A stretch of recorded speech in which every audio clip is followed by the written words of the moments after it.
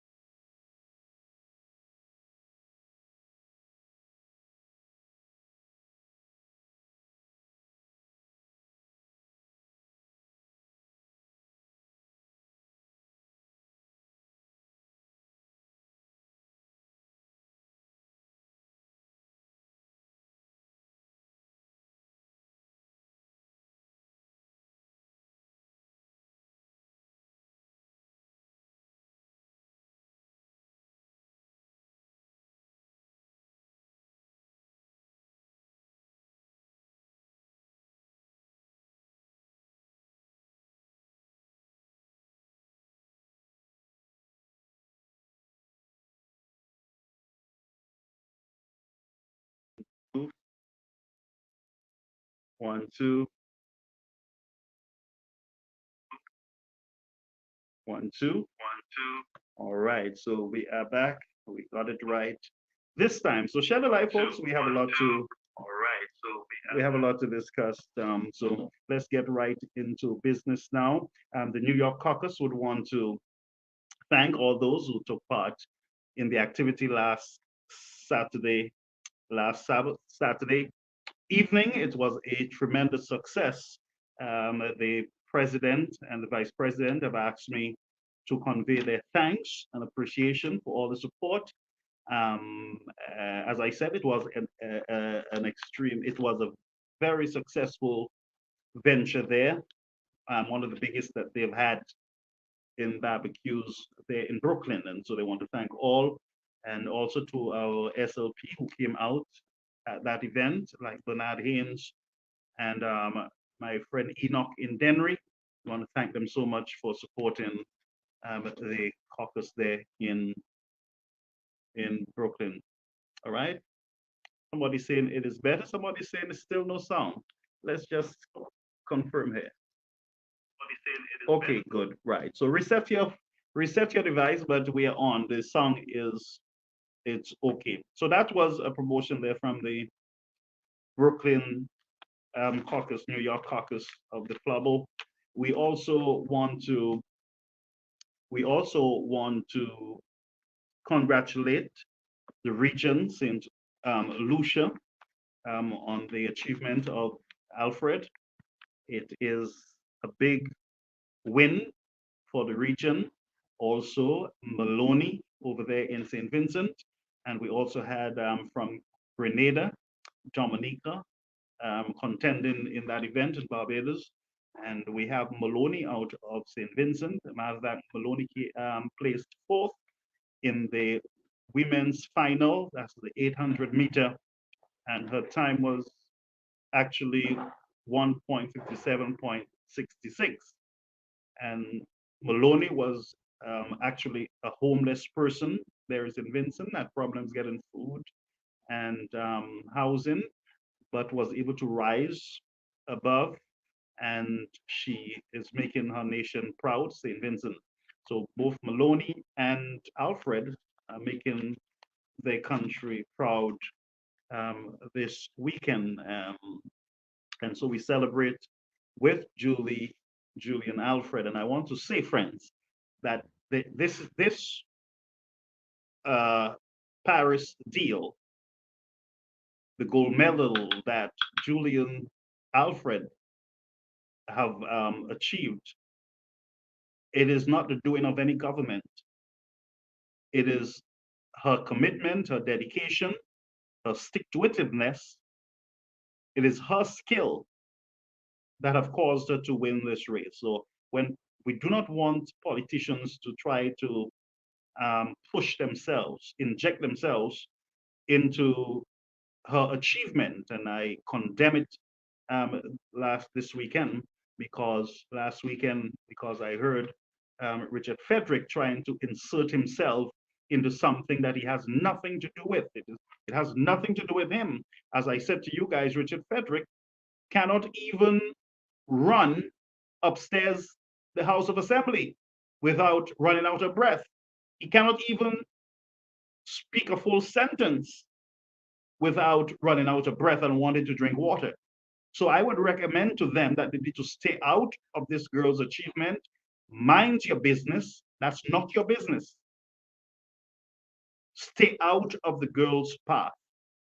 All right. And so again, congratulations to her and her family. We wish her all the best going forward. And my advice to her is to remain as humble as you can going forward. All right. But what I can tell you is that politicians need to stay the hell out of her way and stop trying to insert themselves. And I'm speaking directly to Richard Frederick. It is not about you. It is not about your pair. You all can give money. You all can give support. There is other governments that have given support to her too. This discussion should not even come up. We should not even be discussing this. And I have to be here correcting you because of your ignorance. you wanting to pull yourself into things, fit yourself into things that you will never be able to do in your lifetime. You're a dinosaur. This girl is 20 something years old. She ain't running out of breath. Her bearings is well oiled. All right. And by the way, it might be time for you to get knee replacement and waist replacement. So it means you can't run. All right. So just stay out. And I get upset about these politicians trying to insert themselves into things that has absolutely nothing to do with them. They want praise for everything. Everything that happens, they want praise, every good thing. But when it comes to our healthcare, which we will discuss tonight we're going to look at the healthcare crisis, the crime crisis, the CIP crisis, and like Alan Shastner would say, in times of crisis, leadership matters, and we are in a crisis at this time. While we are celebrating, friends, there is a lot going on in the nation, and we must do both things at the same time. We must celebrate, and we must speak on these issues that are affecting families in the country. Now, on this platform, you folks would have heard me over and over speaking on the healthcare system. I spoke about it last week. I spoke about this elderly woman, 72-year-old, who have this mass growing on the right side of her face, and the health system could not have assisted her. A matter of fact, I found out, I got a call from a close family member who told me that King gave her a letter to go to Barbados. Now, here's a woman not working, has no money, and the most that the minister can do is to give her a letter. Now, let me tell you something. If you don't have money, you cannot get to Barbados. If you do not have financial support, you can't get to Barbados. And King let him mean a hoot to the Bajans because to the US Embassy, because they know he's a fraud. It means nothing to these people. So I am saying, in a case like this woman, I believe that much more could have been done by the health system. But we're finding out this last weekend that our health system is so broken that the medical folks had to come out and speak. Dr. Merle had to pin letters on behalf of her association and addressing the hospital directors. Now, there's a government minister. I don't know how he got into healthcare. I don't know since when he's the minister of health. Inserted himself insulting in a failed attempt, by the way, to insult Dr. Merle and her team. This woman did not pin the letter by herself. The letter was pinned by the association, which means there are secretaries, there are other people there who gave her the green light on their behalf to speak on the issues. So I tell you, I am very much disgusted with this man. This weekend, he made a lot of waves in the country, and we're going to, I cannot put up the clip, but we're going to play, I'm going to play for you the statement, and then we will address this individual. I don't know who he think he is, what he think he is, and who gave him the authority, or who gave him, like Kikara would say, the little bottle so that he can walk around insulting St. Lucians, insulting anyone who dares to speak up, insulting them. And everyone just sit by and are afraid because somebody said that the minister will come after them and will do what to them. If that's your problem, then you have a crime problem in your government. If you are afraid to speak up, because you're afraid that something will happen to you, whether it's victimization or whatever it is, then it means that you have a major problem in your country, in your government, to the point where you guys are fearful. You are fearful. Under the Alan Shasta administration, you guys were speaking up. Why were you speaking up? Because the freedom of conscience was protected. Freedom of association was protected. Freedom of speech was protected. And so you could have, all of you were speaking up. Whether it's the Bar Association or the Medical Association, you guys spoke up. The National Trust. Right now, the National Trust, they're afraid to talk. They are afraid. Why? Why are they afraid? My friends, something is wrong with your government there in St. Lucia. Something is seriously wrong with your government. So let's go over to a clip. And by the way, share the live and tag a friend. Let them know that we're on. It is Monday and it is supposed to be Caribbean American news platform. You have a commitment to the platform, so we're inviting you to come over, share the live with your friends and your family. So let's go over, friends, to this clip from Mr. Guy, Mr. Man, Buddy, on Dr. Merle. Just bear with me. Let's play this clip. Of Flabo will write a letter undermining the work that we are doing in improving healthcare in this country. So let's play it again. After all of that is done, is Zelev of Flabo will write a letter undermining the work that we are doing in improving healthcare in this country. Now, I've never heard more BS in my life than coming from this gentleman. The Medical and Dental Association, they're speaking on issues that are affecting them and the patients, to the point where the doctors and nurses are afraid to go into the facility to care for the patients, one, because the patients themselves are frustrated. They turn their frustration on these medical individuals. They channel their frustration not at the government, not at the Minister of Health, not at the Prime Minister. They turn their doubts, their anger, their frustration on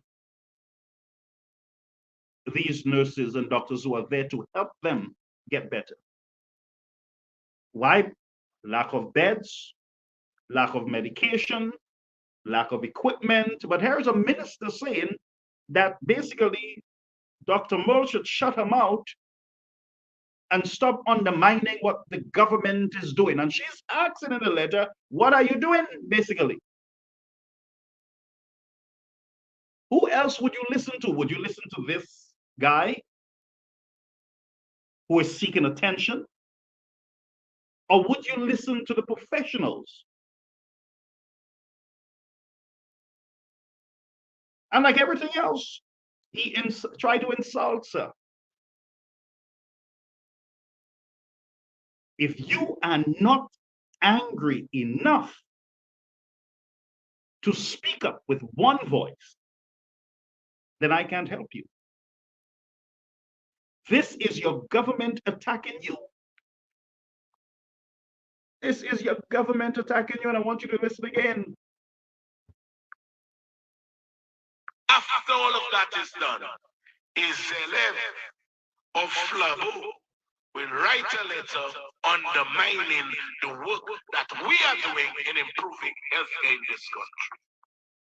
After all of that is done, is Zelev of Flabo will write a letter undermining the work that we are doing in improving healthcare in this country. Now, this was the same guy who, when Dr. Merle, spoke up against the United Workers' Party, had it flaunting all over the place.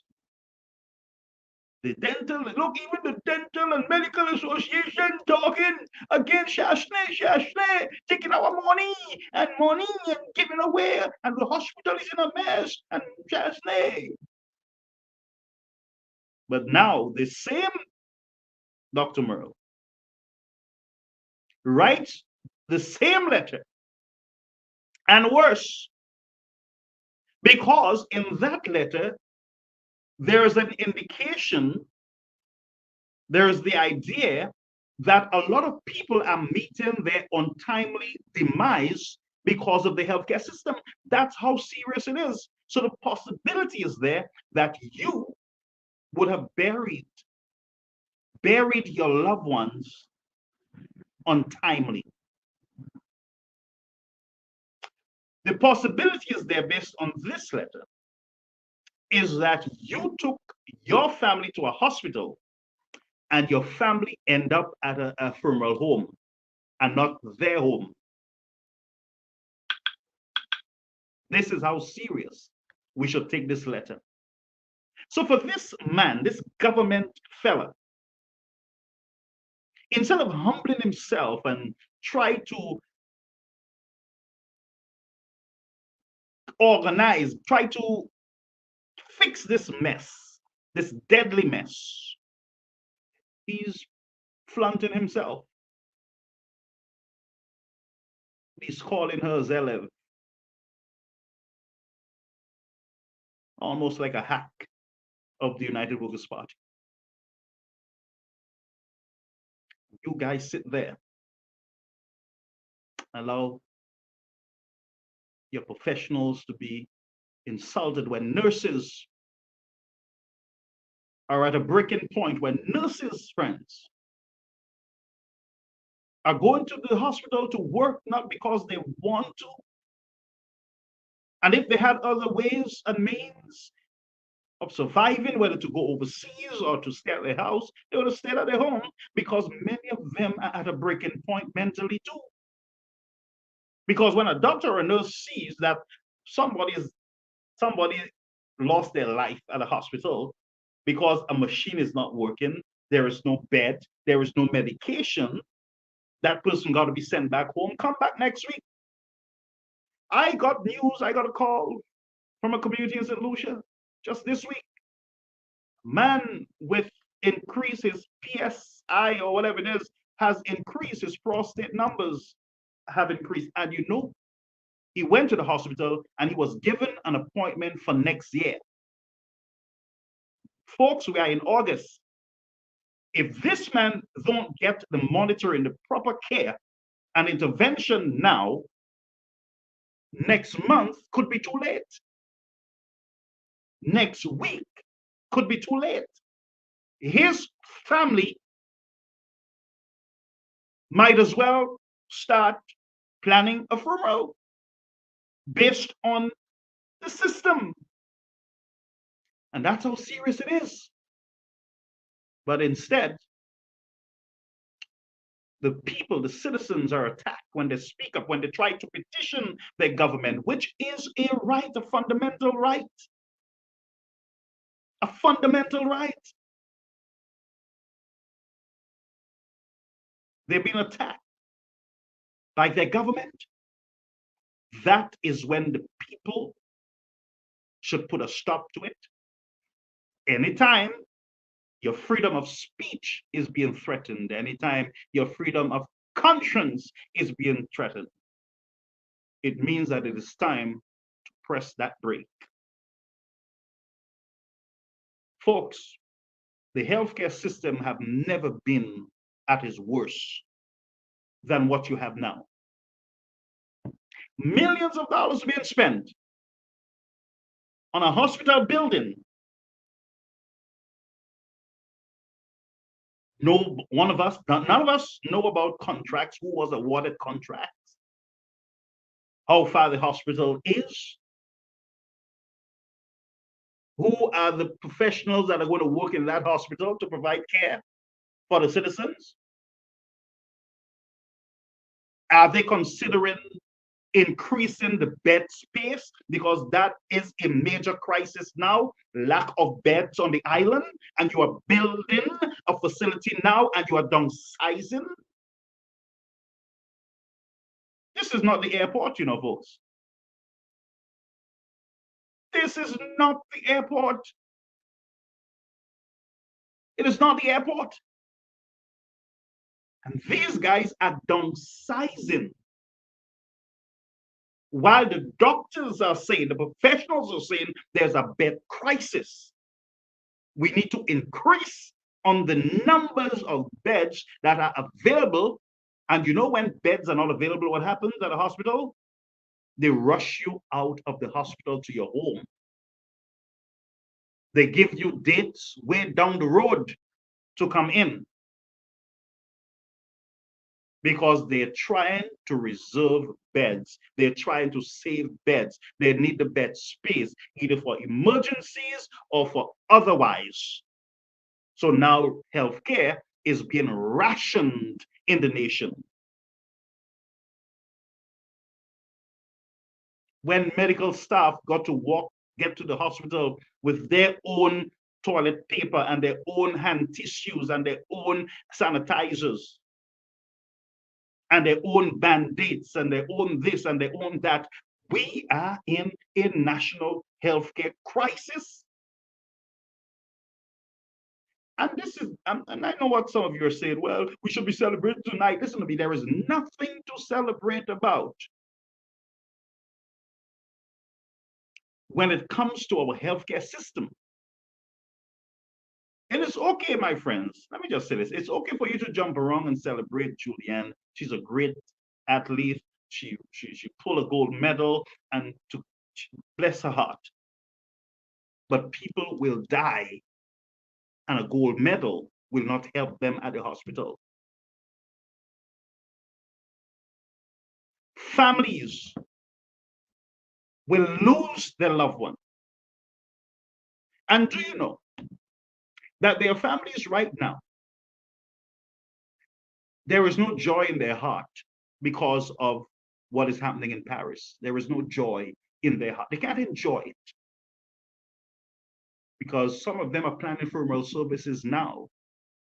Some of them are at a place where there's uncertainty because of a broken healthcare system. They're no celebrating there. For them, it doesn't mean a lot to them at this point. So when some people will say, well, your Flabbos should be celebrated, this is a night to celebrate. No, it's not a night for me to celebrate anything.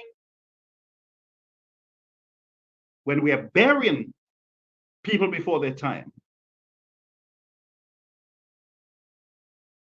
And by the way, when you bury people before their time, and it's not their fault, there is blood that is required at the hands of those who are responsible. I want to repeat this again.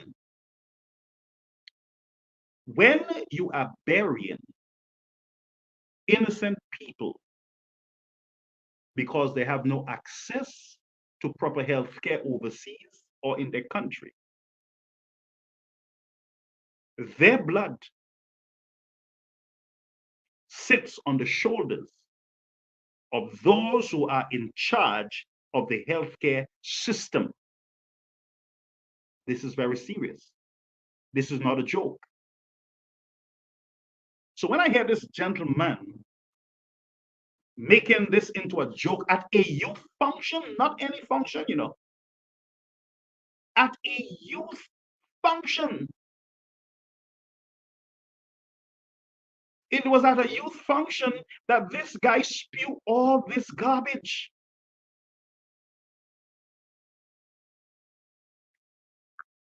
Listen again. Listen to this. This one I really want you to listen to, because this one gives me, it gives me a migraine just listening to it. This is the Prime Minister. At the same event that this man is spewing his garbage, Prime Minister sits behind him, Kenny Anthony sits behind him, and then here is what Mr. Philip Japet, the Prime Minister of St. Lucia, says after a man insults and attacks the Medical and Dental Association in the country. Listen. Because we are fighting no war with no nurse or no doctor. Think I stupid?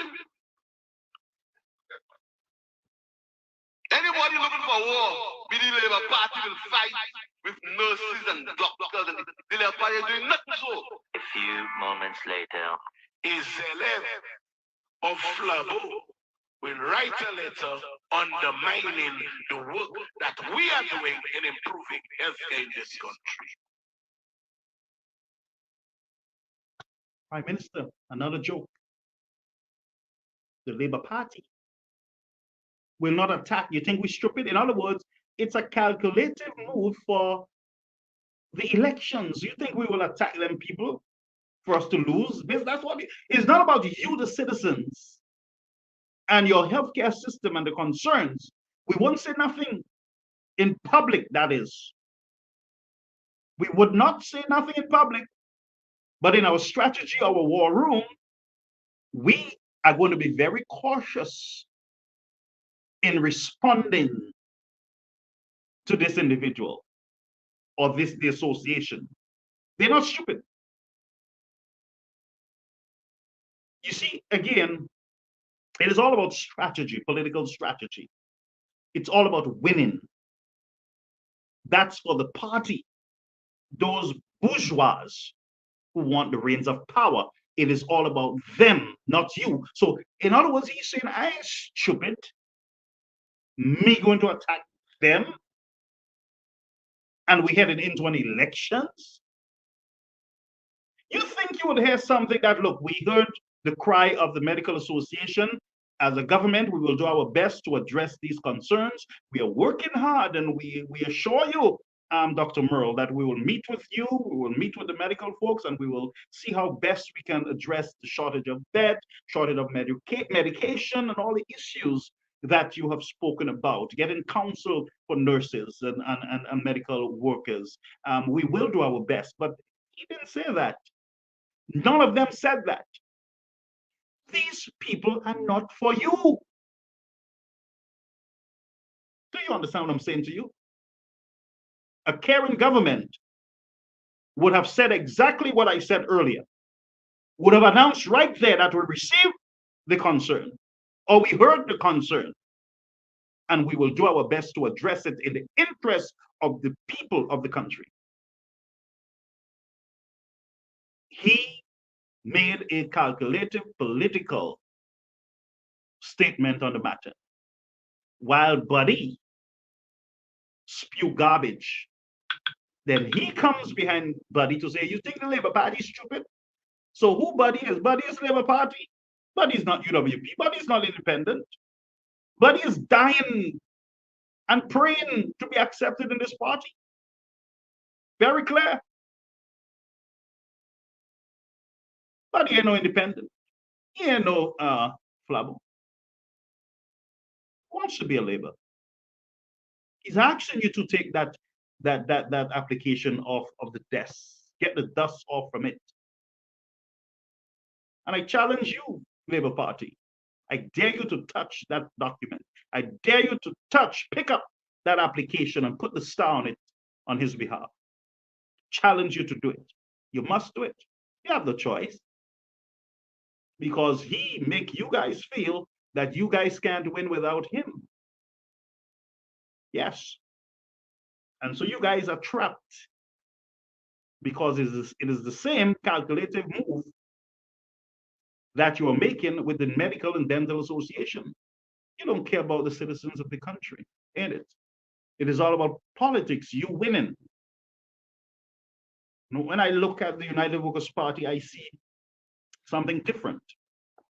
I see a party that wants to do better, a party that wants to help the people of the country. That's what I see. Because we are fighting no war with no nurse or no doctor. Think I stupid? Anybody looking for war, be the Labour Party will fight with nurses and doctors, and the Labour Party is doing nothing so. A few moments later. Is Zelev of Flabo will write a letter undermining the work that we are doing in improving healthcare in this country. Because we are fighting no war. That's your government. That is your government exposing themselves. And by the way, I keep telling you folks, righteousness exalt the nation. Them fellas have no control over their mouth. You know, verbal diarrhea, something, when it hits you, you ain't had a control over it, you know. It is the following day when you look at social media and you realize what you were saying. I am telling you, friends, you see unrighteousness, it's sin, you know. Listen to me. You see, one said he didn't vomit and all this nonsense. Listen to me. This is just the beginning of the ballet, you know. It's the beginning. It is. And so,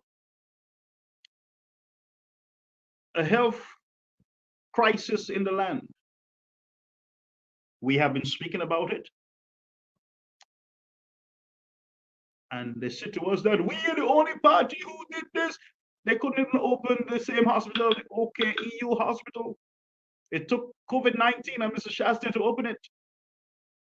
I heard that they moved the maternity ward or one of those wards into the Golden Hope or somewhere up there.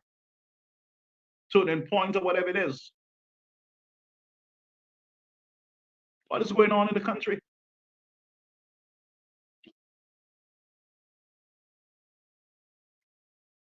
The people sit by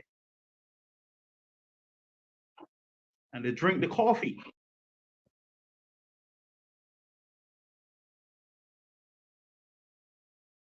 They're comfortable.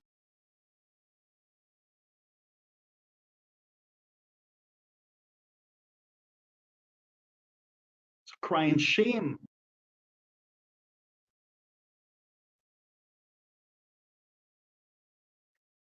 Now listen to this. It's going to be the United Workers' Party will fight the 30th election in the history of St. Lucia. Now let me address this lie. I have never known the United Workers' Party for fighting no nasty elections. I do not know of the United Workers' Party fighting anything nasty in the country, except the Labour Party. I know for all the destruction in the nation, all the marches and the disruptions in the nation. History is there, friends. Don't forget. They want you to forget history. They are hoping to erase history. They are the ones who throw poop at John Compton. They are the ones who took his parking spot from him. They are the ones who had the issue with the mace flying all over the place in the house. They are the ones who had banana farmers to Pakupe and Kupe. Now you know the Pakupe and the Kupe what it is. They make the farmers turn against themselves and burn down each other's sheds and cut down each other's banana fields. They turn farmers against each other until farmers, my friend in Denver, Mr. Joseph, got shot and killed. Police officers got their head burst open.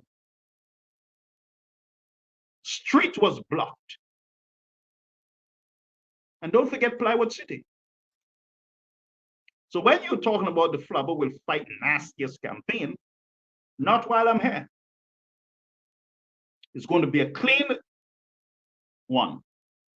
It's going to be one on the facts, and you are giving us more. What is going to happen is that we're going to use just your voice. And you must be ready for it. Because the United Workers' Party is desperate. Desperation has set in. Desperation has set in. And you must not allow yourself to be divided by foolishness and nonsense. Talk about foolishness. Foolishness is on Thursday night. It was a fateful Thursday night that we were told that Fresh Start was a bunch of bandits, crooks, co-owned by Guy Joseph. It was on that same program that documents were being shaken all over the place. You remember? Let me just show you. Remember? I have the papers. I have the papers. I have to prove it. Here. Look it. Guy Joseph, Shashney.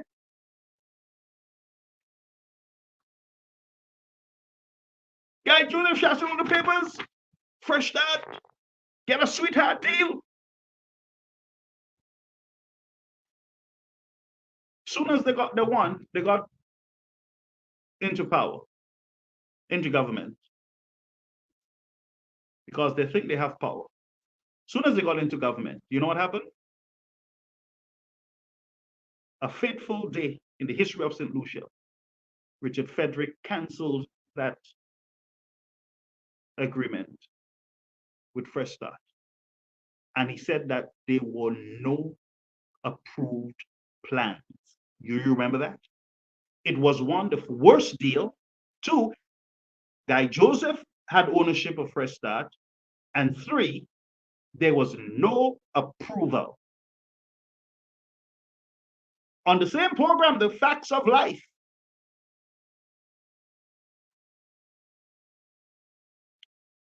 and secretly, these guys were working on a sweeter deal for Fresh Start.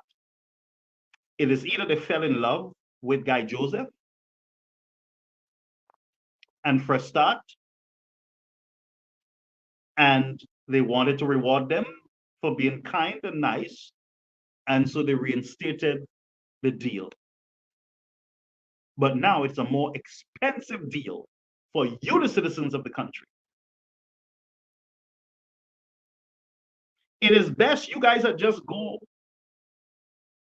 anywhere else and go buy land from private people all over the place, because what is the deal? What is the difference? What difference does it make that government is trying to provide affordable lots to the citizens of the country? And it is not affordable for many. I could have gotten land $12 in Dennery, $11 in Dennery, $10 in Dennery, Barjoli. I could have gotten land $15, $16 in Dennery, prime land. Why do I have to use the government business there? Well, you know, we make it affordable. We have a deal with the banks and it's easier to get. And whatever it is, you still got to pay that increase. That was caused by this same fella Mount, the same verbal diarrhea. He's not eating vomit, he's eating diarrhea. That's what he's eating. Because he was the one spewing the garbage. He was the one spewing the lies. And now who pays? You, the citizen, pay the price. Because of this same fella and his mouth. And so, like many other projects in the country, because he spewed so much mistruth and lies throughout the years, they had to go in and continue with the nastiness. In the process, you, the citizens, are the ones who are paying the price. You're the ones that got to pay the extra millions of dollars for the Groseley Road. You're the ones that got to pay the extra thousands of dollars for these housing projects. You are the ones who always pay. Look at healthcare. Who is going to pay? You. your families.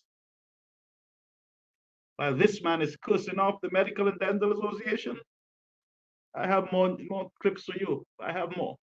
Let's go through them. And folks, I'm opening the lines right now. I'm going to open the lines 929-586-1821. You know the numbers. You can always call, folks, call as you wish. I want to hear from you. And we'll touch CIP because there's a whole set of stuff there with this CIP situation.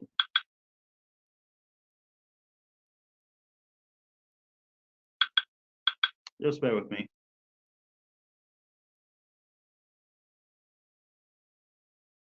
Bear with me. I come in, you don't worry. I'm right here. We ain't going nowhere. We're not going right here. So the number, I'm going to be putting the number on the screen very shortly. So those of you who have the numbers already, you can always call in. I want to hear from you. I want to hear from you. Just bear with me, folks.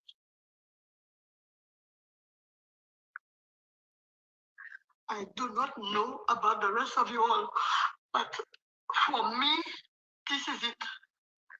It has reached that point. It has reached that point. St. Lucians are crying because they are losing their children. I'm coming. I'm coming, folks. Just bear with me. Not in studio. I sometimes scroll on social media. You see some good points, you read some good points. Sometimes you listen and read to a lot of nonsense. And I was reading last night that a certain sector of persons are saying, I swallowed by vomit. I want to say this. I, Richard Frederick, will swallow my vomit anytime. I will work with anybody as long as it is in the best interest of St. Lucia and St. Lucia. But you're a damn liar, ain't it? You're a deceiver, ain't it? Because if you would have worked with anyone in the interest of St. Lucians, you would not have been saying what you said about Fresh Start in the first place. Yeah? That makes sense, folks? That makes sense? Does that make sense? That you would work with anyone once it's in the interest, you'll swallow your vomit. Why did you not swallow your vomit that you were spewing at Shasta? Nobody else's vomit. It's yours. Why did you not swallow your vomit when you were spewing it against Guy Joseph and Fresh Start? Why did you not swallow it at that point? Why wait until it smells, it's rotten, it stinks, and it's all over the place, and it's sitting there for maybe 2-3 years? Why you wait until then to eat or swallow your vomit? You guys are not for the people of this country. If you were, this project with Fresh Start would have been finished. If you were, the highway to Grosley would have been finished. If you were, the hospital would have been removed from St. Jude's, from the stadium. If you were, our roads would have been fixed. Our hospital would not have been downgraded.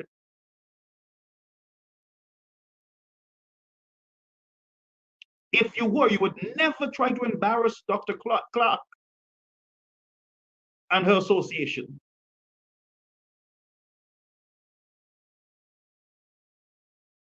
If you were, the vendors would have been protected.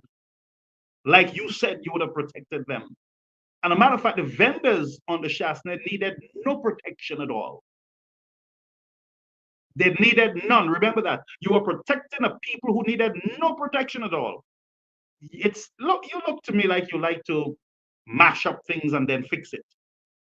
You know that type of child that like to break up the toy car and fix it back together just for fun. Are you just having fun, sir, with the lives of the people? It is a joke. It is a joke. St. Lucia Labour Party. Why are you doing what you're doing? Insulting. And look, the press is being threatened. Talking about the press being threatened, let's look at Lisa Joseph of DBS. What have this woman done to you guys? That's my question. That one, you would peddle lies on her. One, you would lie about that girl. You went on a radio station. And I hope the radio station make the necessary correction urgently. Because you went on a radio station and you said that there were journalists who were threatening the CIP staff to the point where they're traumatized and they're afraid, to the point they are so afraid that they leave St. Lucia, goes to Washington to meet with police agencies and to meet with Mr. Martinez's lawyer. They're so afraid and terrorized that they would leave St. Lucia with their wives and say nothing to the legal fraternity in the country. One journalist is so powerful that she's scaring CIP staff. Lisa Joseph came out and waited outside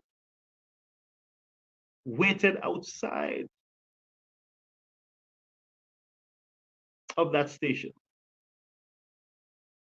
And she confronted you.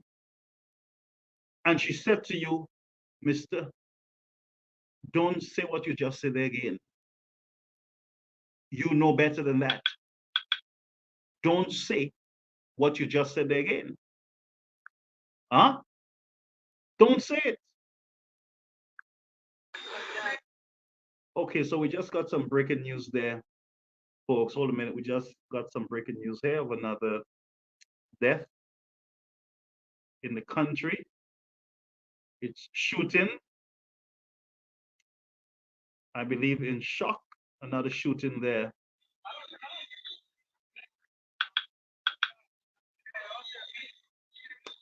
Okay, so yes, so we just got confirmation here, folks, of another shooting in the country. Let me just try to confirm this. Bear with me. Shooting, yes. Shit, no, son. What? Just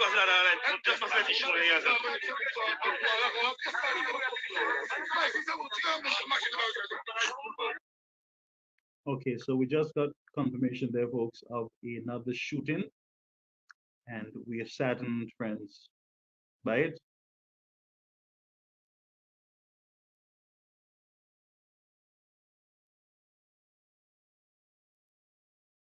Just bear with me, my folks.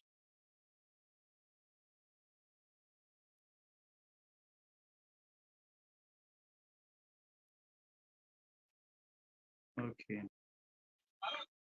Okay, so we have an accident and we have some shooting. And we will seek further clarity on those. So folks, another one is down, another young person. Let's take this call. Okay, so we just missed that caller. Caribbean American News Media Platform, calling you on the air. Good evening, Brother Garfield. Good evening, my friend. Very sad day indeed Good evening. again, once again. Yes, good evening to everyone. Belated happy birthday to you and happy birthday to your beautiful daughter, Brother Garfield. Thank you so much.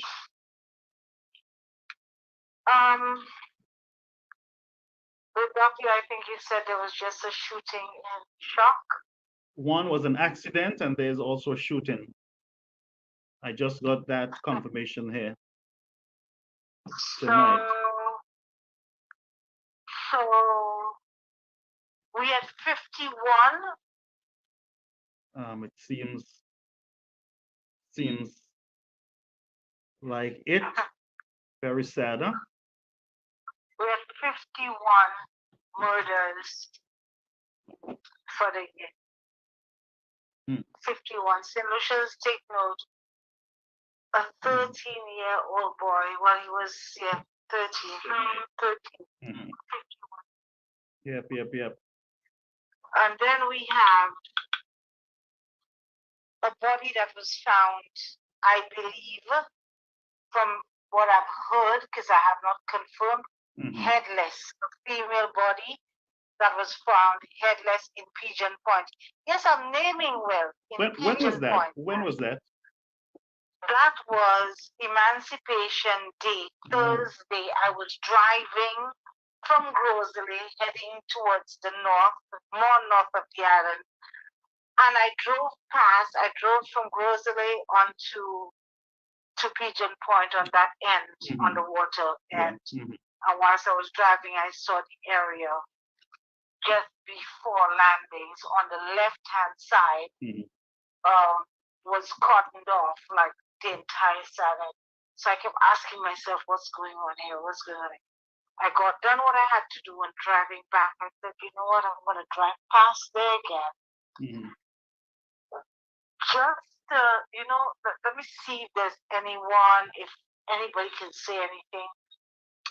By the evening when I got home, I saw messages that it was the dead body that was found. But I've learned ever since it is a woman. The Friday I was told it's a female body, and I'm not sure, I have not confirmed that it was headless. I went on someone who works at OKEU, and the person told me that's what I've also heard, because the morgue is at OKEU. I heard that. So that has been kept sort of hush. I mean, the young boy's death was tragic, and I'm really sorry. I'm so sorry. My condolences to his family, his sisters, his mom especially, and his friends, because he had friends from school, his teachers, people who were close to him. I would be speaking about him, but no one has spoken of this woman's body, which is quite strange. And I have not said anything on this young boy because I got distracted with the news, and I'm just going through everything and realizing that a young boy was killed. A young child basically was killed. What was his age? He was 13, turning 14 the following day or something. So he's 14, but he died at 13. No, he died at 13 years old. He was not 14 yet. So killed, shot. He was killed, shot in the head in his home. And this is what you're hearing, mistaken identity. So someone walked into his house and shot him in the head. So we got some news that says that the skeleton was found and the sex of the body has not been confirmed. Okay, I'm hearing it's female. Okay. Right, so that means it was a rotting corpse. Yes. So let's talk a little about the young child that was killed in the country. I am out of it with this news. Did the police, did the government issue the statement on this killing? No statement that I've heard of from anyone. I just heard they said somebody was keeping, the SLP wanted to keep some vigil and people were to wear a touch of red. I heard that on a program.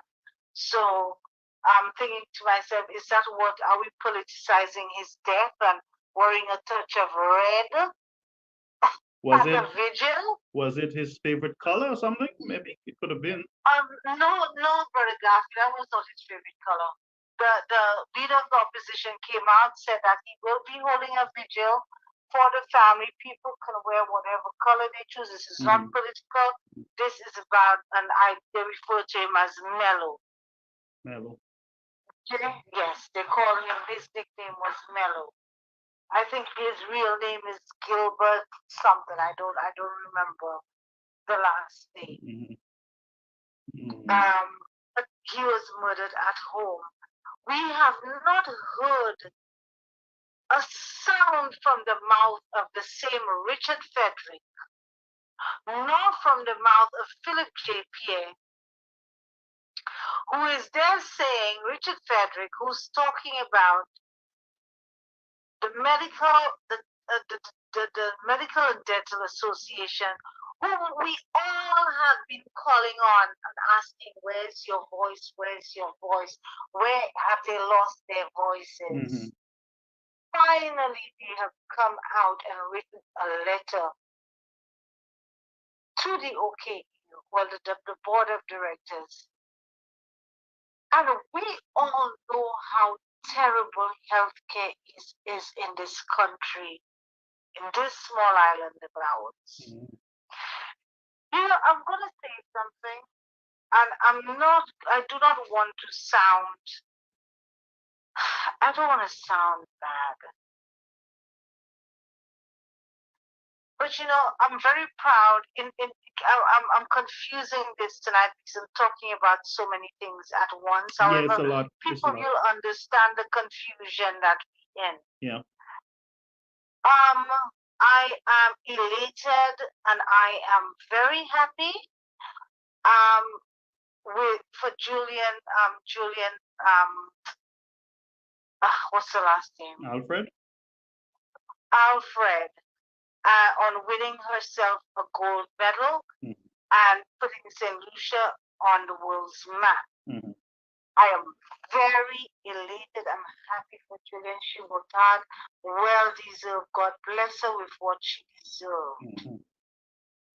This same young lady we are talking about today, who's out there, oh, St. Lucia, St. Lucia. St. Lucians have finally grown some pride. And I laugh when I say that. St. Lucians have finally grown some pride. Well, what I can tell you is that the government is hoping that we will be distracted by those wins, but we can do both things at the same time. We can celebrate a win and we can deal with our internal issues. That's correct. Now, Julian has won, and I'm praying that she wins again because she still has the 200 meters. And when she will. She won the heat. She won the heat today. I watched the game. I watched the race. So she won the heat today. So I was really happy. So I believe she's gonna go on and win another gold.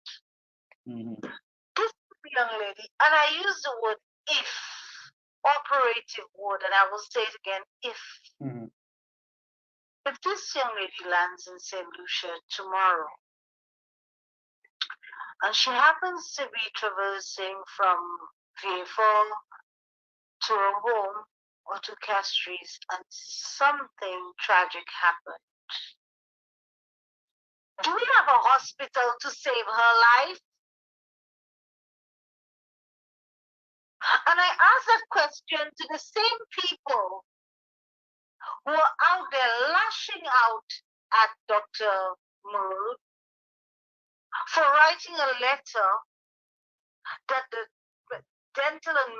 Medical and Dental Association, the Association of Doctors in St. Lucia, has written to the board to let them know about how bad how bad healthcare is. There is no healthcare in St. Lucia. To let them know that there is no healthcare in St. Lucia.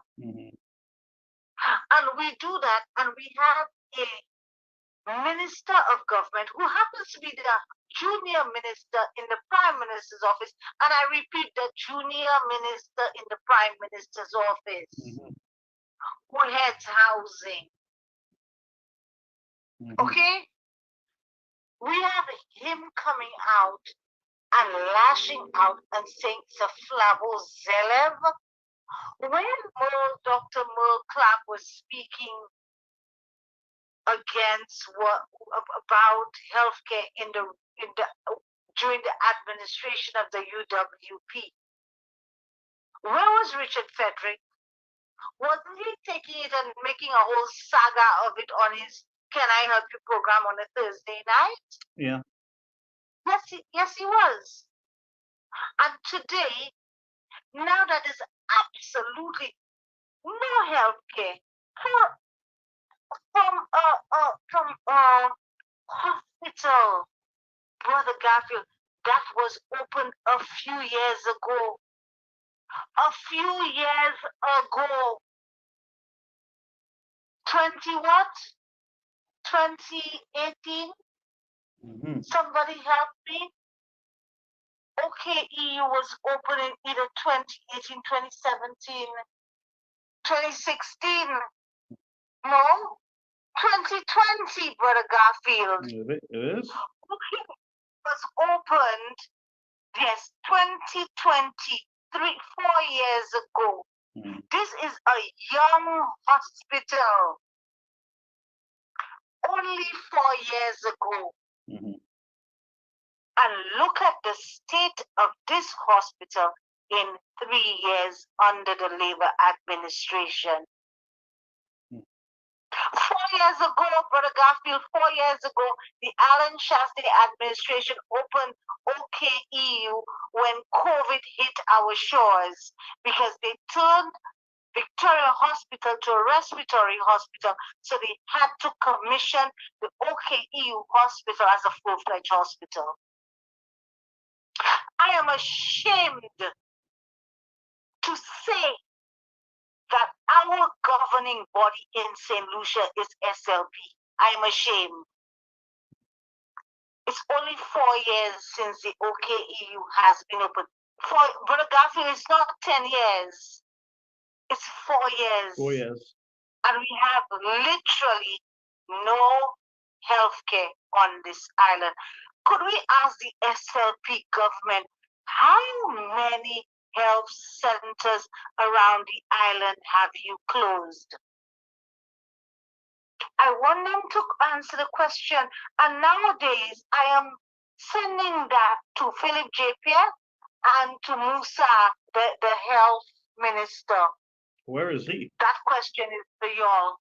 I don't know, because apparently Richard Frederick has become her health minister suddenly.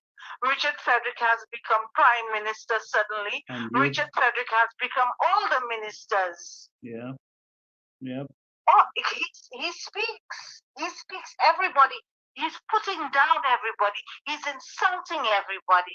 Even the prime minister is being insulted and being called how are you, by boy? No, that's his boy. Did you hear that clip? That's his boy. His boy in public? Hello, Kenny or Kenny A or Kenny A. He refers to Kenny Anthony as. Kenny. Kenny A, he called him. Kenny A. Well, you saw how disgusted they were. Philip J. Pierre as Philip, whatever, my boy. But you saw how disgusted these guys were when he made such statements. statements. And you know what? Richard has to ruin every one of them. And I'm saying it today. I am saying it today, and I'm saying it boldly and bravely. Richard has to ruin every single one of them because of the nastiness, the lie, the deceit that these guys use against the St. Lucian people or against the UWP administration to get the St. Lucian people to vote them into office. And let me tell and stop people from voting. And for Pierre to come and say the UWP is going to have, it's going to be whatever the nastiest election, the nastiest fight, or the biggest fight. My friend, that is a desperate call there. That's a government that don't have the handle on anything. They're desperate. They are looking for relevance right now. The people have already shifted their attention from them, and they're looking at the United Workers' Party. That's all I can say. Now, I'll tell you something. Philip J.P. is very right in saying that this is going to be the nastiest election that the United Workers' Party will have to deal with. Yes, they got to deal with it. He is very correct because he knows how nasty they will make that election. And the United Workers' Party is going to have to deal with the nastiness that is created by him and his 14 or 15 others. Mm-hmm. He knows, so he said what he said because he knows what he's talking about. You need to play the clip again and people need to listen to it. Philip J.P. knows exactly what he's saying. Mm-hmm. Philip J.P. knows exactly what Richard is saying. Philip J.P. is the worst prime minister we have ever had in the history of this little island. But you realize that, Philip J.P.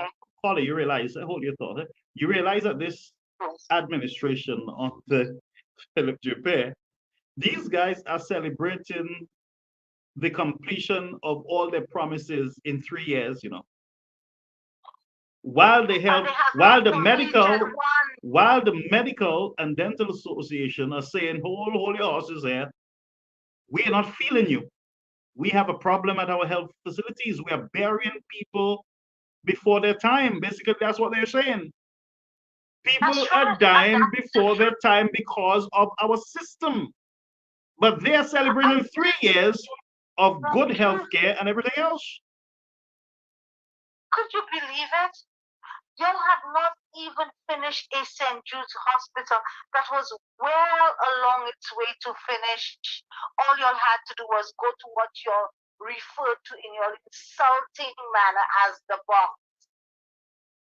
But you realize that these callers, not to interrupt you, but I'm happy that you're here. But you realize that there's a whole lot of vomit that them fellas are swallowing because the same box they try to insult. They were already plans while they were calling it the box. They were already working on it. The same box. Remember, I told you. And you said it. You said it from the beginning. You said to me, brother, them fellas have no choice. They're going to be using that box. They must use. They didn't have a choice. I told you so very early. Right. Early in the day after they won that election, I said it on your program that they have no choice but to use that box. And you know why I said it, because you know how I had the information. Mm-hmm. Mm-hmm. Yeah. You know where it came from, you know who gave it to me, and you know I did not say it out of just shooting out of my head. So no matter what they do, they have to complete the box. They must use the box. They can jump high, they can somersault. If they don't use the box, there's not going to be a St. Jude's hospital.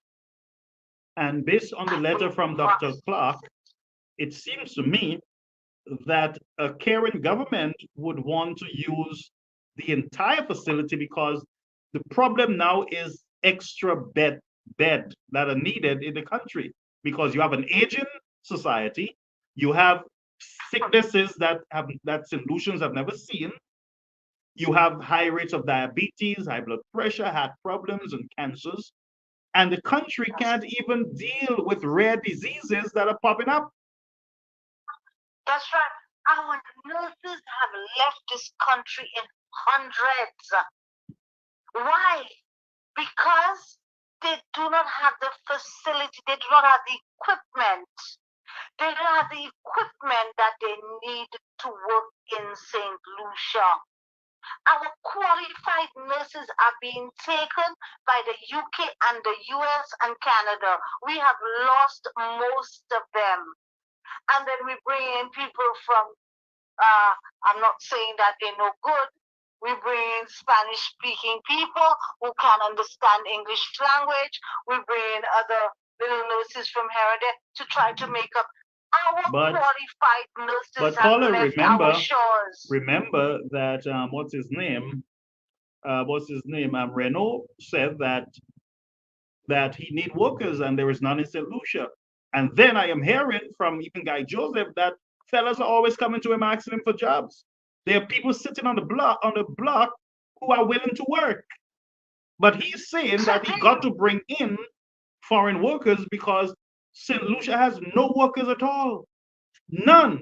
And that's why we need to remove them bandits. That's what I call them. And I'm getting very open now in my approach. These fellas are a bunch of bandits that must be removed from the backs of the citizens of the country. They had a good government.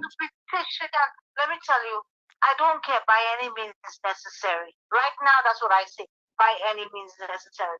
Because you can't tell me that we have these guys sitting in our parliament, and I will say it again, throwing monies, lots of monies, millions of dollars into jazz, millions of dollars into carnival, millions of dollars into emancipation fence, millions of dollars into the victory parties. Still after 3 years, they're still having victory parties, victory anniversary parties. Millions of dollars into traveling. Who sent, and I'm going to ask the question, who sent Thaddeus Antoine to France? I hope he traveled on his own money. It wasn't taxpayers' money because he has nothing to do with sports. He has nothing to do with sports. And these are the things I'm talking about. And I asked the question, who said, our St. Lucian taxpayers' money is being wasted whilst we have no medical and health facilities that are equipped properly to give St. Lucians the standard of healthcare that is needed in this country. And then we have people begging and looking for work when Renault is bringing in people without work permits. Yes, Renault, I'm saying it, who do not have work permits and they're working here in St. Lucia. And you're paying them peanuts.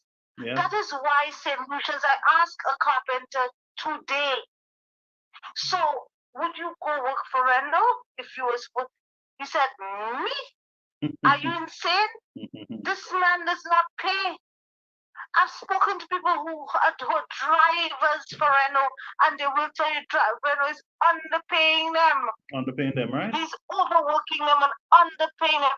And that is why he's bringing all these immigrants to do jobs that St. Lucians were doing under the UWP administration, like building St. Jude's. Like building the roads.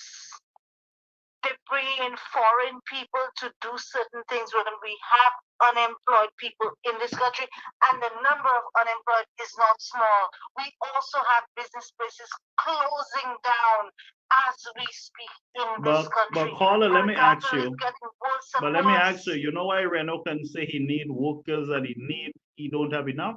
Is because Renault is getting all the contracts from the government from the SOP government. He's getting all big, large contracts, small contracts. So of course you're going to need more people. But it sounds like Renault is saying that he alone can employ all the men in St. Lucia. It seems we might have to get our men out from Bodilay and let them go work for Mr. Kajada. I don't understand what's going on here. I don't understand this confusion. I thought it was Fresh Start that was getting all the work. and when Renault said he got more work than Fresh Start, but now in reality, Renault is the one picking up all the work in St. Lucia. Very few other companies are able to work. But I tell you, Brother Garfield, all the lies that SLP spewed during the last campaign and until now, they've got to go back and swallow and eat and lick and swallow every one of those lies in the form of swallowing vomit. Every single lie that they told. Listen because to me. I told you already, them fellas had verbal diarrhea. They wanted to get at Chastney. They wanted to get, and by the way, let me just say this while you're here, folks. Mr. Chastney, and I'm going to say this to you folks, whether you folks like it or not, Mr. Chastney is a decent family man. And if I had my choice to choose a decent family man, he would have been my choice. Not because of skin color, not because of where he was born, not because of his money, but because he is, and it's clear that he's a decent family man. When you look at some of our politicians, them fellas have no manners, no brought up seat. They can't have a decent they cannot have a decent conversation with a woman. Them fellas are it is very easy for them to insult women. It's like, listen to me. And this is what I am seeing. It is like them fellas are so accustomed either of beating on women or belittling women or treating women like dogs, that in government it is so easy for them. Once a woman opens her mouth, they go after her underwear, her bra, they go after everything. There's no limit. So I am saying, if you want decent leadership, friends, decent leadership, I would ask you to look at the Honorable Alan Chastney. And by the way, today he made a declaration that my heart was so happy. He made a declaration that he have accepted the Lord Jesus Christ as his Lord and Savior. And I said to you, Mr. Chastney, you have the Christian community behind you. You have your brothers and your sisters behind you. We will have one of the biggest baptism at shock for the Honorable Alan Chastney, who have given his life. But go ahead, caller. Amen to that. I want solutions to also realize that, and you know you've heard it, but let me reiterate this tonight. The 2.5 compounded tax that ends up being 7.5 to 12.5% added to the 12.5% VAT that you're already paying, that has caused goods and services to become 3 and 4 times the original cost, was done by Philip J. Pierre, not to take care of health nor security as he had declared, as he had said to you, but it was to take a loan to facilitate yet another loan. I want to ask the normal St. Lucian person, in fact, I want to ask all St. Lucians, do you know how much money has been borrowed? Do you know how much money is being collected in excess after St. Lucia's bills are paid by Philip J. Pierre's administration every single month, that is squeezed out of your poor pockets, that can no longer give not even a penny? Do you know how much money is being collected? And when we see our healthcare in this state, it was time. When we see our healthcare in this state, and we spoke of it, there were certain SLPs that came out and said there's nothing wrong with the healthcare in St. Lucia. Everything is fine here. Everything is fine here. Today or yesterday or the day before, it was time, it was past time, it was overdue for the Medical and Dental Association to have written this letter and spoken of the no health services that we have in St. Lucia currently. St. Lucians, we can no longer sit down. We can no longer sit down and let these people take advantage of us when they're living the best lifestyles. And I'm not affects because people are living their lifestyles, you know. It is how they're living the lifestyle and whose money is paying for those lifestyles. Whilst you, the normal solution person, is eating your fingernails, and sometimes the children go to bed without food. I want solutions to wake up to a call that we need to stand up against this government, and we need to get this government out of our parliament by any means necessary within the law. Within the law. Within the law. Within the law. You By gotta be. any You gotta means be within the law. necessary. Yes. Within law. the law. That's right. That's right. So the whole CIP thing, I just want to touch on that. And call us if you want to call. You can call still. While my friend is here with me keeping the my company, you can call. She's not blocking the line. If you need to call, you can call. She will hang up and allow you the opportunity. But she's just helping me out here because I listen to me. I am on a break, and so I'm just doing this because of my commitment to you, the people, to the United Workers Party, and to the nation. That's why I am here doing this. Even when I'm sick, even when I am out of state, I'm going to be here until we see this through, and that's my commitment to you. And I want you to remember, folks, I made a statement on this platform. I broke some news that, by the way, the folks are saying they love you, caller. Thank you. She's my Thank you. I love you co-host. too.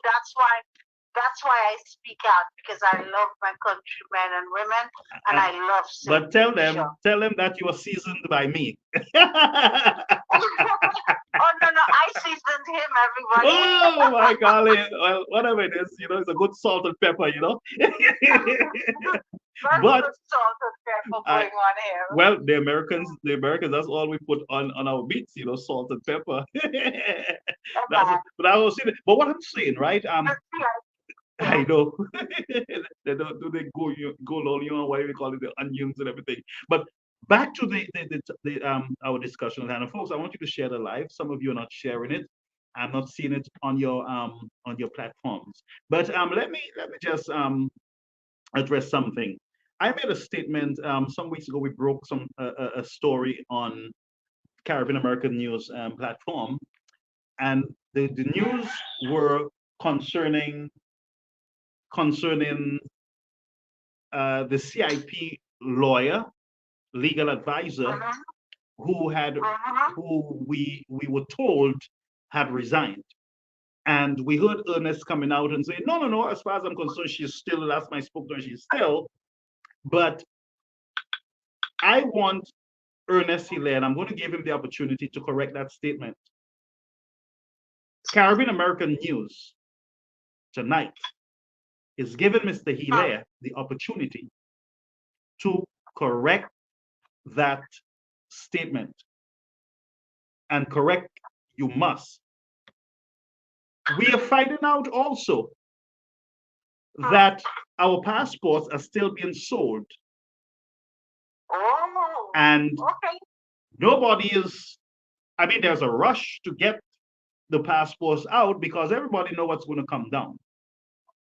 Everybody know that by the end of this month, that there's going to be some very serious movement. A matter of fact, the law enforcement agent of the United States are already on the matter. This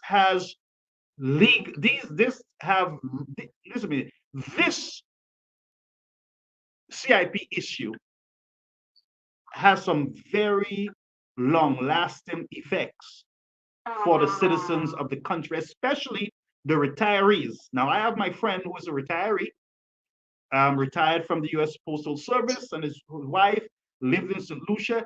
They were going through hell. Every time I speak to them, it's a financial issue with the bank. They getting their monies, their retirement monies from Bank of St. Lucia because of corresponding banks and blah, blah, blah. And every time I speak to them, it's a headache for them, a problem. They said, Brother Oliver, man, we have an issue in getting our monies at Bank of St. Lucia from the United States. You know what is going to happen to these retirees? If the correspondent banks based on when at the end of this whole drama, when they have to account, do you know the possibilities, how serious this is for the country? And that's why Ernest Hilaire, Philip Japet, and his Zelevs should pay more attention to this CIP issue because it is not going anywhere. Threatening DBS and Lisa is not going to stop it because there are international press that are willing to take up the slack and keep it in the forefront. So it's not going anywhere. And so I would advise the government of St. Lucia to put the brakes on, put the emergency brakes on, and figure this thing out quickly. Because based on what I am hearing, based on what I am seeing, folks, it ain't nice. Period. Go ahead, caller. Brother Garfield, I have been listeners. I've been asking the question on purpose because I know the answer to it. Has Lon Theophilus resigned? No confirmation on it publicly.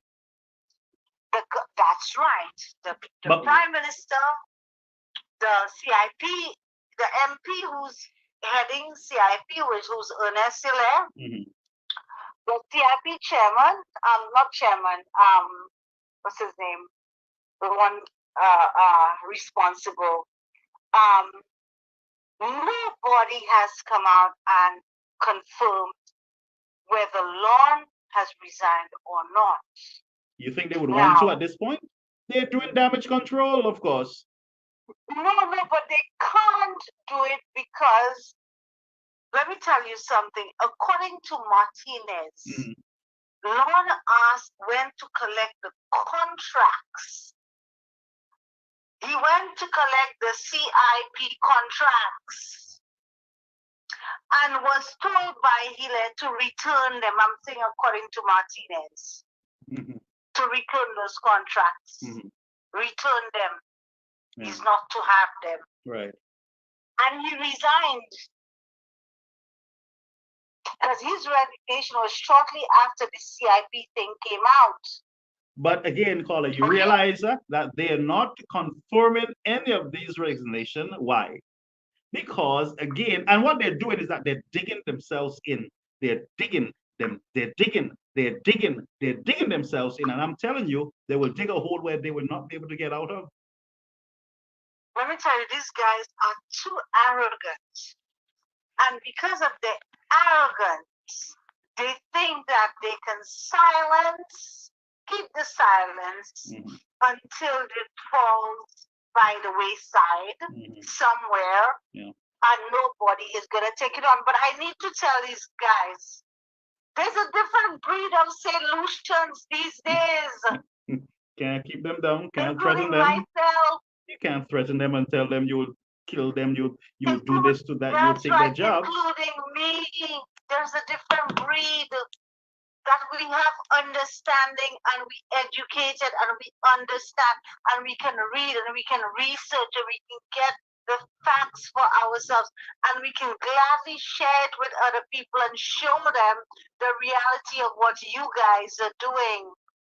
Hence the reason why Animal Farm will not happen in St. Lucia for much longer. No. And for those of you who do not know what Animal Farm is, it's a literature book. It's a literature book, and that's all I'm going to say. And you need to pull it up and read it and see how similar Animal Farm is to what's going on in St. Lucia. Some of us did this book in high school. And we knew it was about politics. So, what they're trying there, we've read up on it, we've seen it happening in other parts of the world, and we are not going to allow this to happen in St. Lucia. And St. Lucians, again, I tell you, the power is in our hands. This CIP thing is damning, it is terrible, and the people responsible are going to pay for it one way or the other. And whether they say to the St. Lucian people that Chasney is colluding with a foreigner to bring down St. Lucia, listen to me, you guys have already brought it down, and Mr. Chasney is trying to bring it back. So you guys can accuse him of colluding. I am colluding with him. I am the one colluding with him. Don't blame him. I am the one colluding. I'm the one who is gathering all the information. I am the one who will present it to the people of St. Lucia. Ain't no Chasney trying to collude in anyone. You understand what I'm saying? Mr. Martinez We have a lot. is doing the people a favor That's in right. in helping St. Lucians and the St. Kitts people to find their money. Brother Garfield, we have a lot to be thankful for to Martinez for. Because if Martinez had not gone digging for information, St. Lucians, you would not know that you have about 1.4 billion US dollars. That is your money. That is not in St. Lucia. That some of it has paid people thousands of US dollars. And if we had this money in this country right now, those taxes that what Pierre is doing to us, that would not be happening for sure, because we'd have money to do all our roads, to fix all our health centers and hospitals, to make sure our children have the proper sporting facilities so that they can reach the Julian Alfred status, that there would be great feeding programs, transportation, that jobs would be created in St. Lucia for our children when they're leaving high school or A-level, if they're not ready to proceed to further. We'd be able to give our children scholarships to go to universities. We would be able to take care of every St. Lucian, the elderly, from the baby to the elderly person. Okay, we just got some without even flinching. We just got some news over there that the staff at the OK EU hospital, one person is doing 2 shifts now because there is no staff. So so it seems like the hospital is at a breaking point. Sorry, caller, and need urgent intervention there. Now, my question, caller, is that did we not collect a 2.5 levy for health and security? Why is And our a hospitals compounded one? Don't forget to use the word compounded? compounded. Yes. So why are hospitals on goods worse? and services. Why are our hospital worse off? Why? That's my question. Why? Can somebody answer it? Can a Zelef or a hack answer this question for us? If we are collecting 2.5% for health, where is the health? If we're collecting 2.5% for security, why are we losing our young people? Why is there still lack of stuff in the country? Why? Why do we have a 51 death toll? Young men. Why are our hospitals at a breaking point? Why? Why do we have our ports still open to God knows what, to just come into the ports just like that? Why? Who are we facilitating? What are we facilitating in this country? And our boys are dying one after the other. Even our women are dying. Our young people are dying.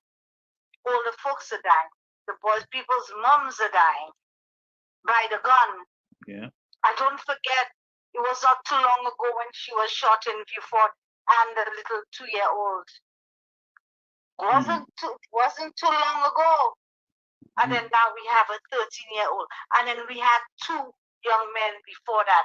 And we have this one. And look, you're saying that there may be a shooting in shop again tonight. I mean, this is ridiculous. Where are the 3 security ministers? And by the way, we have not heard any of them on this crime situation. They're busy talking about Julian Alfred. Yes, she's winning. Yes, she's doing good for the country. But what are you guys doing for the country? Nothing at all. Absolutely nothing. She's doing a lot for the country. But when they Google St. Lucia, they're seeing high crime. They're seeing a crooked government. They're seeing a government minister insulting women, insulting doctors and nurses. That when they Google, that's what they're going to see, a CIP disaster. When they Google St. Lucia, after she had promoted it, what they're going to see, a clown or clown city? That's correct. That's correct. Come on, That's folks. correct. Come on. Yeah, and what they're gonna see carnival and backsides and half naked women or naked women in the street and jazz and music. That's what St. Lucia is all about for us. St. Lucia is our home. St. Lucia is supposed to be a peaceful, tranquil place. St. Lucia is supposed to be a place where we can create wealth for ourselves and to live without all this shooting and deaths and chaos and all of that. St. Lucia can become a much better place than it is right now. St. Lucia was on its way to becoming a more developed country. St. Lucians, I call on St. Lucians. There'll be a call for you to stand up. Every one of you, every single one of you, don't be afraid. Come out when that call and that signal comes to you. Come out and do what you have to do. And you know, there's an increase of there's increase on my videos on YouTube, and that is as a result of people searching for content on St. Lucia. And I mean, very sad. We got to be speaking about crime. Our young people being gunned down. We buried a child in Beaufort some time ago.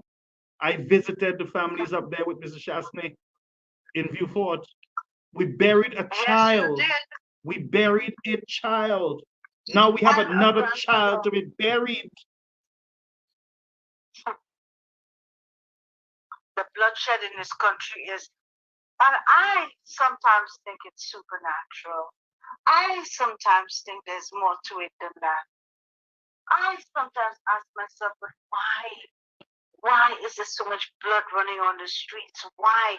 What have we done? We don't deserve this. Not any blood, you know, it's young blood. And young blood, people who have even started living their lives. Why? Some of these fellas, some of them fellas who are dying, some of them fellas who are dying don't even have hair on their chest yet. And they were burying them. Do you understand? You know? Do you understand? Some of them barely can get a driver's license. We're burying them. That they're driving bikes all over the place without license. And sadly, for the next for this year, what I can tell you is that we need to brace ourselves, because it is not going away in a hurry. We are hoping, we are praying for us to get this thing under control. But based on what the government right now is in campaign mode, and they are going to be attacking those of us who are speaking on these platforms. They're not going to be looking for ways to fix this crime situation. Look at, you have this young guy from Micoud who was placed as Minister of Crime Prevention. You had a man talking, a man is speaking about the same things that everybody is speaking about. Nothing new, no new ideas, none at all. Because nothing new. The SLP administration came in beating pans with, and that's not just a slogan, you know. This is real. They came in beating pans with absolutely no plans for St. Lucia. But caller, you know, I blame St. Lucia because Chastney spoke to them. Chastney told them fellas are beating pans without plans, beating pans without plans. They didn't listen. And as a result of that, what we have seen is a reactive government. So we say there are holes in the road in this space. And then rush, you see a truck, the 430 traffic coming up to the north, blocking all the traffic, causing chaos. Blocking holes that would again become larger, wider, and deeper when it rains, because whatever they're using is they're not doing it properly. We see a government, if you say, watch this government run to OKU later this week. Watch this government run to OKEU this week because this letter has come out to confirm what all St. Lucians were calling all the programs, including yours, and stating what the state of healthcare was in this country. They were stating it publicly, and people were saying they were lying. Now that the truth has come out, because the Medical and Dental Association have written a letter detailed, you will see them run and try to patch things up at OKEU, a young hospital of 4 years. Yeah, they need to build the other arm of that hospital. 3 years. 3 years you've been there and you have not done a thing to take care of the medical. Instead, you're telling us 80-year-olds are getting free medical, and that is not true. Universal health care, they call it. Everything that you say has been a lie. Yeah. Every single thing that comes out of the mouth of the members of this SLP administration is a lie. SLP has such low standards that they don't fix our roads. They're making our St. Jude's hospitals smaller. They're making our airport smaller, and they're not making it, they're saying they will make it smaller. They say they will make it, yeah. But they're not doing it. They're just saying. But Colin, let's they're make building houses, and the houses are 3 huts without kitchens and bathrooms and stuff in Dennery. Without turning point. Our children's feeding program at the schools is a mess. Our mental institution is a disaster. The mental institution had been closed. I don't know if they reopened it. What's that turning point? Yeah, the one that is near OKEU, next to OKEU. It was closed. We don't know that they've reopened it. They've closed Victoria Hospital. I'm stating it for St. Lucians so they can see the standards that we are at right now in this country.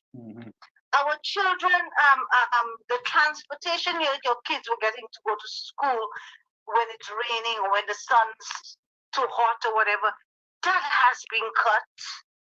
So everything is going backwards. We're taking big steps backwards to the point where our economic growth was 2.2% under the Labour Party. Coming out of COVID, our economic growth under the UWP was 12.2%. Solutions, you can't see this for yourself. You know what somebody's calling. No, somebody just. Okay, good. Thank you, Paula. Thank you so much. Thank you. Problem. Okay.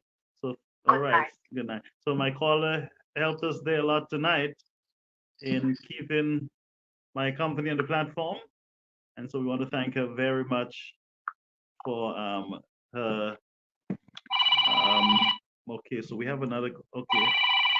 I believe it's the same call, my same friend. Okay, so that was an error there. All right.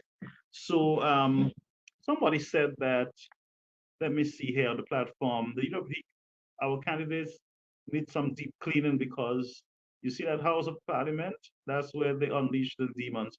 What I would recommend is that we build a new one, break that thing down, move it out from Castries, break it down, and start all over again. Because I'm telling you, this place is a mess, and people who have their heads in the sand, I don't know what to say to them. There are some people who are still defending this nastiness. Spider's son got support from the youth economy, and the government tried to insult the young man, tried to throw him under the bus, basically. Try to humiliate him, exposing his business in public. So now his friends know that he got money from the youth economy. Everybody knows. We don't know if the guy wanted anybody to know. And so the government, your government, is exposing you, the citizens. You cannot do transactions with them. because somebody might take that document and send it over to Can I Make For You? And I mean, by the time you open your mouth on the air, your documents is being flaunted in the air. You're being humiliated by your own government. That is what's happening right now. Your government, St. Lucia, is insulting you, humiliating you, vaporizing you. They're the ones who are treating you like you are working for them in their private business and not they working for you as a government. And so I don't know what to say to you folks. When I see people defending this garbage, a man attacked the Medical and Dental Association and people clap on. A man insults the doctors, people clap on. A man talk foolishness as the PM and people clap on. And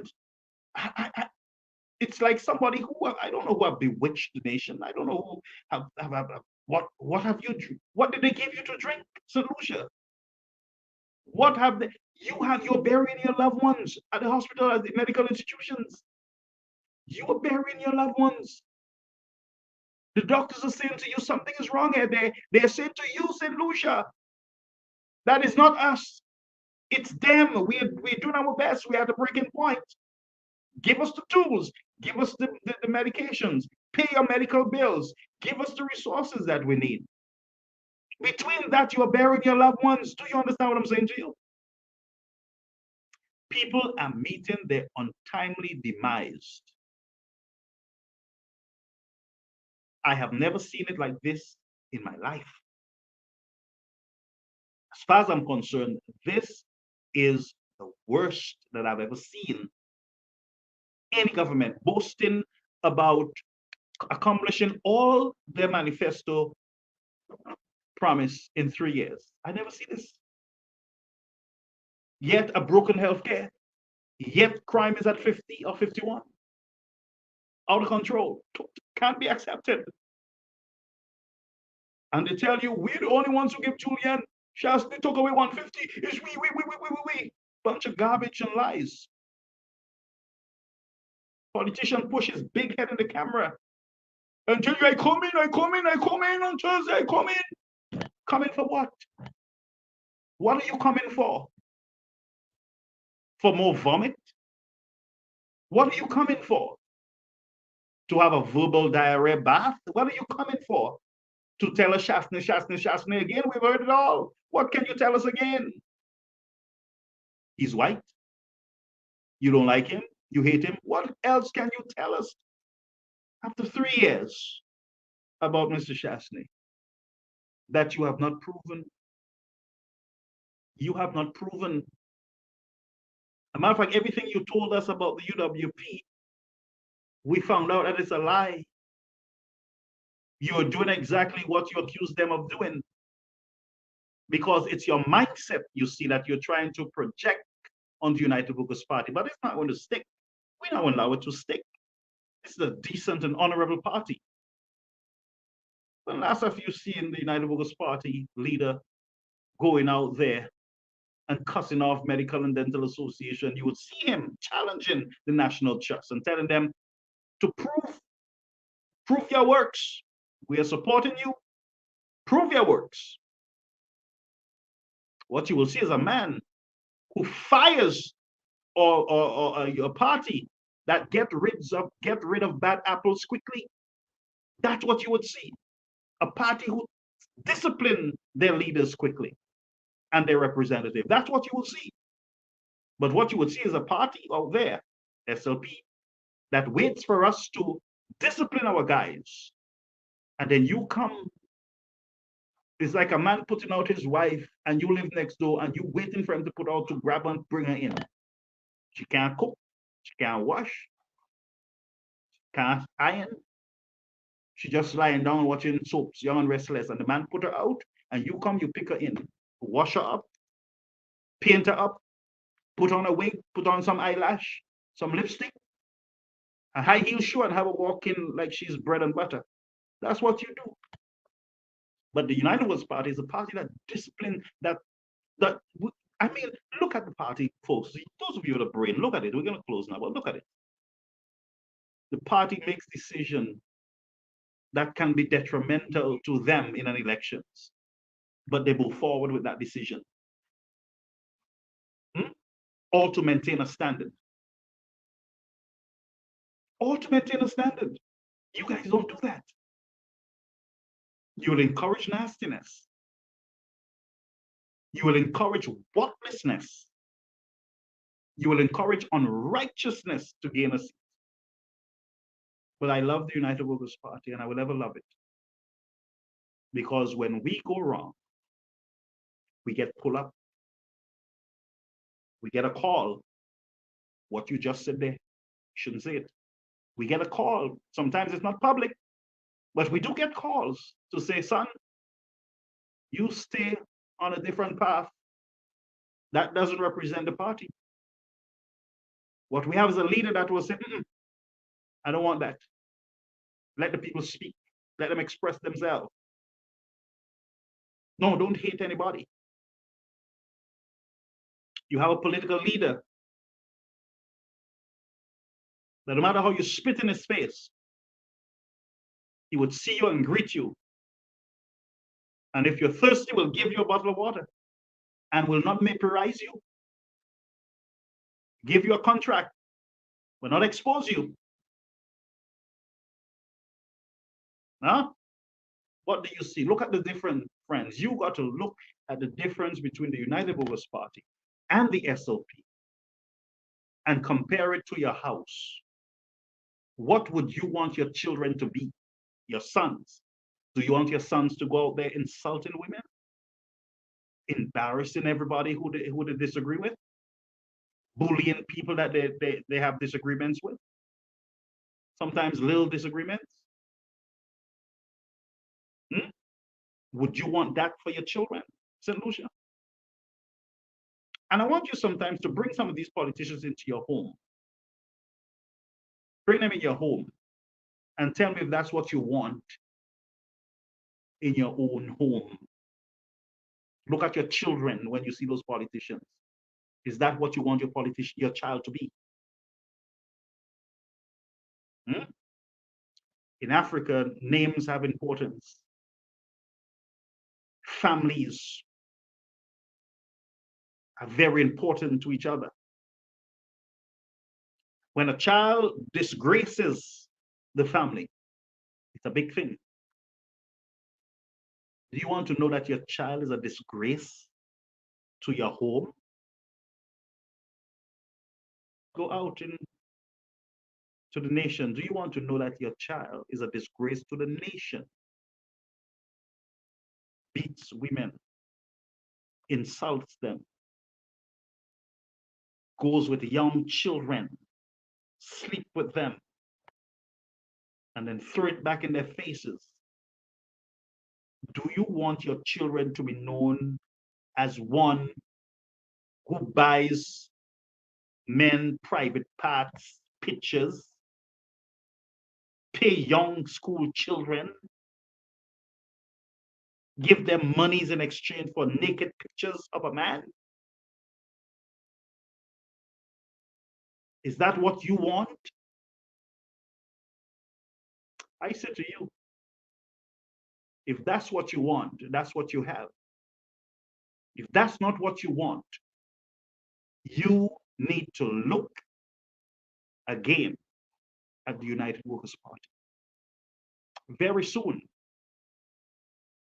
the party will begin the process of presenting candidates to you, the citizens. I want you to look at them. The party will not err this time. They will not err. All due diligence is being looked at. Every hole is being dug up.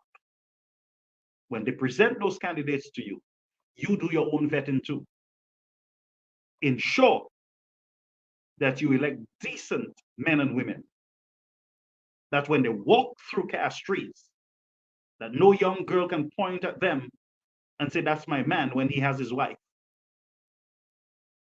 No one can point at your politicians. Yes, they're defective. But in all their defectiveness, they still have some hope. I ask you to vote for decency in the upcoming elections. Vote for righteousness, decency. It's up to you, citizens. And if you have buried your loved one prematurely,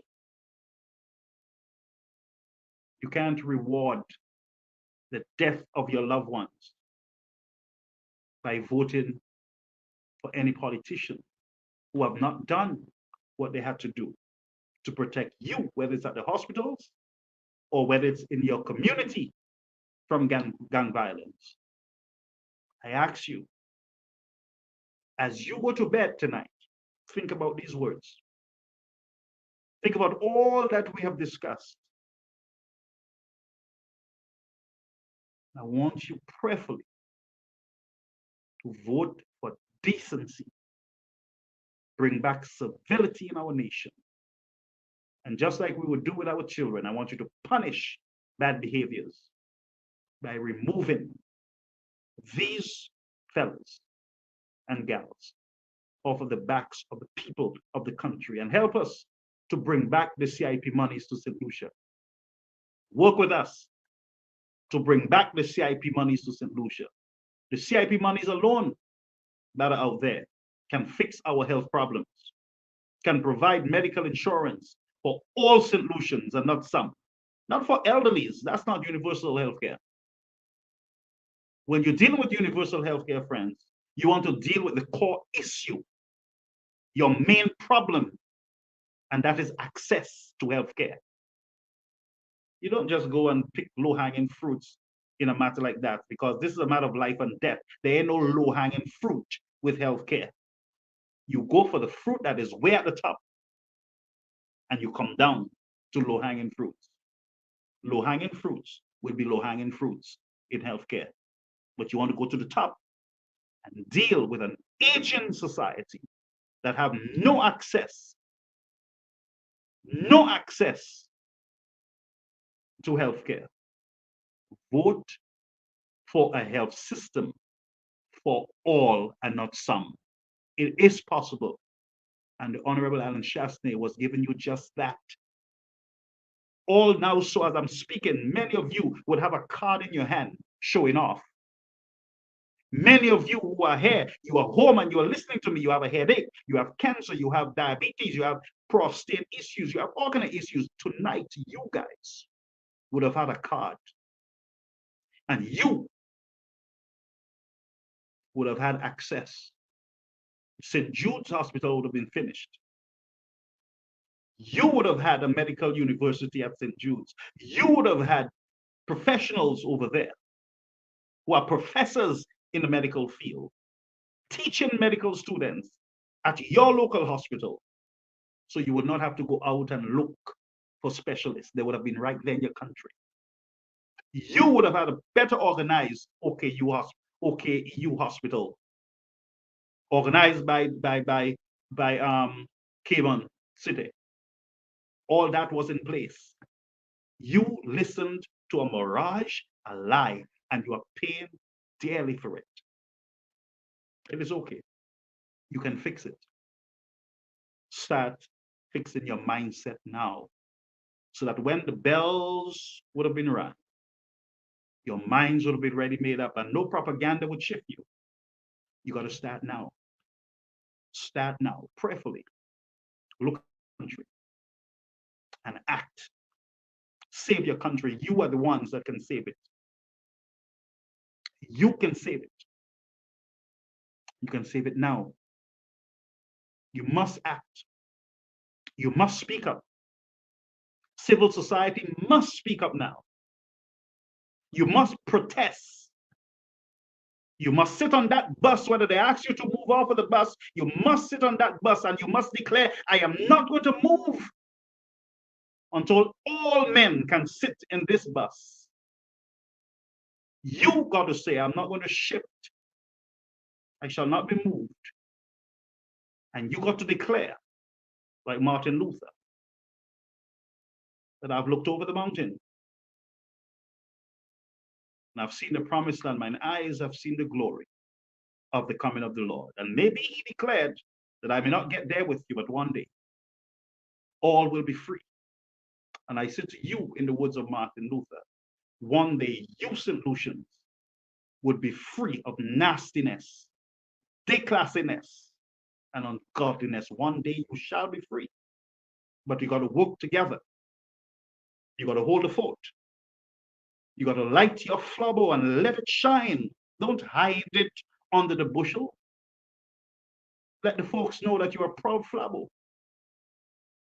This is no time for hiding. When all the people stand up together and light their flabos and say, I am a proud flabo, I'm going to stand on the side of decency, then you would send a shockwave through the Labour Party system.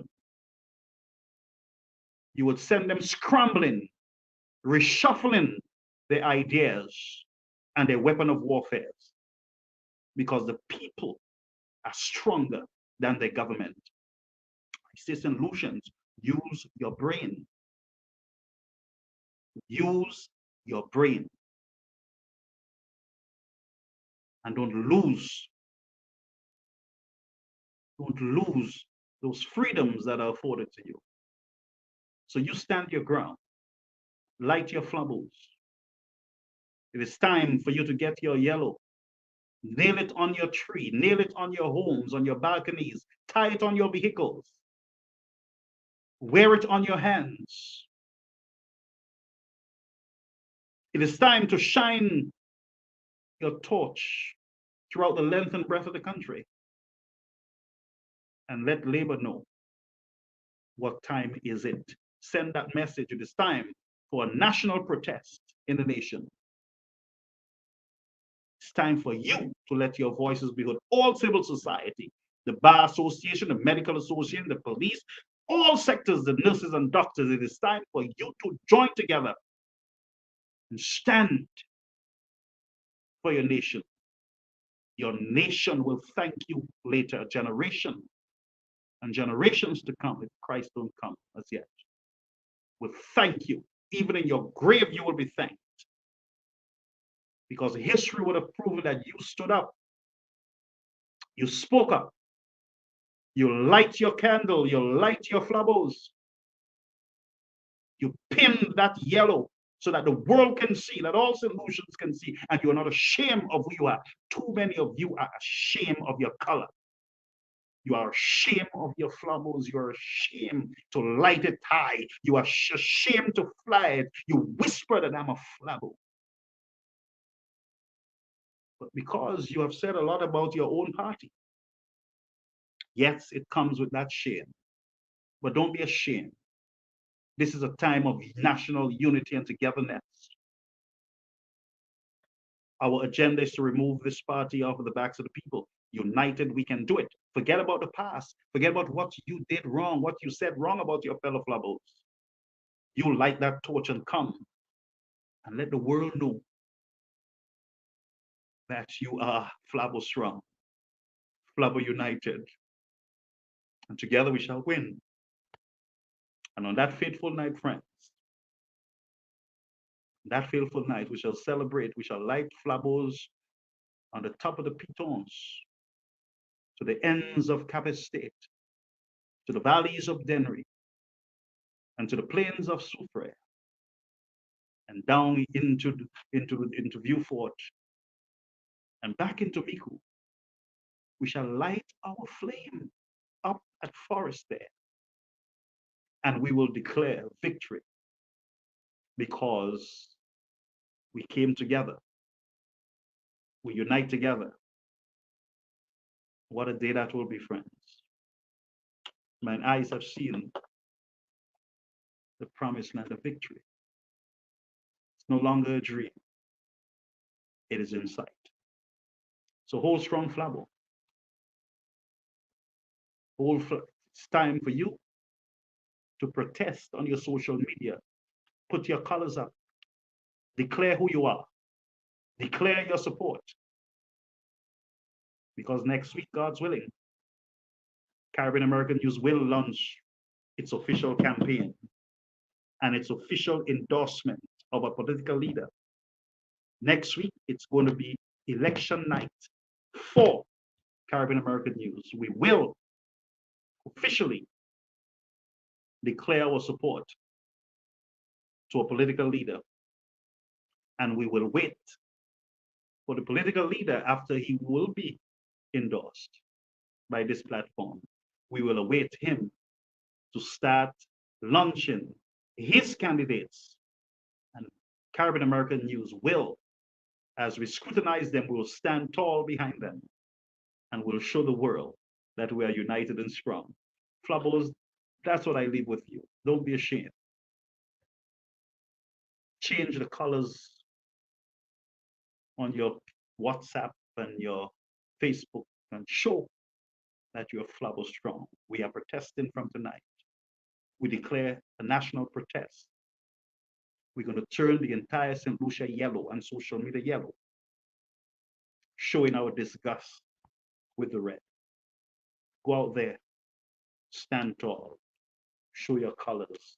Officially tonight, light your candles and light your world, St. Lucia. Reverend, before I leave, I want to say to you that I want us to work on supporting Good Morning St. Lucia. It is a platform that we should get back on stream, on television. Good Morning St. Lucia. We need this platform going into an election. I'm asking you folks to, once you see Good Morning St. Lucia, like it, share it, get on board, and let's start supporting our frontliners as they get to work on behalf of the nation, all right? So Good Morning St. Lucia, we got to get it back on national television and on radio, we got to get it out there, all right? So folks, it was nice being here with you. Sorry for the long speech, but I got very passionate there when I think about people dying before their time in the country and young people are losing their lives. And many of us are sitting ducks, waiting maybe to get a call that our families did not get help at the hospital. And it is just a scary place to be. And that's why I am putting all my effort in to ensuring that we change the change. There are times when you have to change the change. So we're going to change the change, all right? So folks, I love every one of you and keep me in your prayers. I keep you in my prayer and let us unite. For those of you who did hate me, you didn't like me, love me now. Yeah, put away all of you. Those of you who hate somebody else and you didn't like them now, like them now. Get on board, whether it's Sky FM, whether it's Caribbean American News, whether it's whoever it's on, Gregory, Good Morning St. Lucia, Sky, let us get on board, get together, and remove this inept government off of the backs of the citizens of the country. Folks, love you all, and I look forward after the show to read many of your comments. All right, many of your comments. Let me see here. Let's see if I can read some now.